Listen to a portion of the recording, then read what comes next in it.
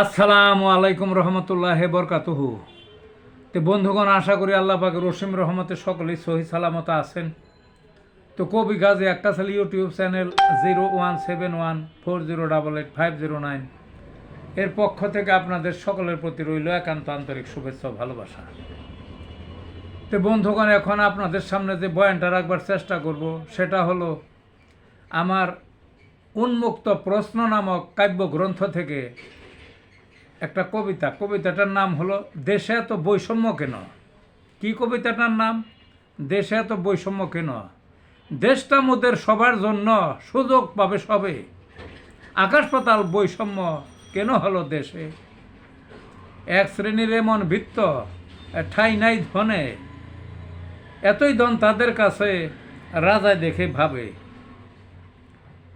আরেক শ্রেণীর পেট খালি, ভাত নাই পেটে, দিবারাত্রি অভুক্ত, মরছে ধুকে ধুকে।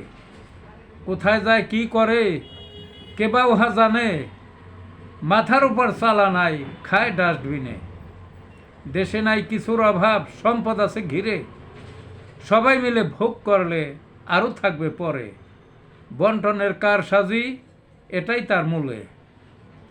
কেন এত বৈষম্য মানব জাতির মাঝে। এই ছিল বন্ধুগণ কবিতাটা। ভালো থাকুন।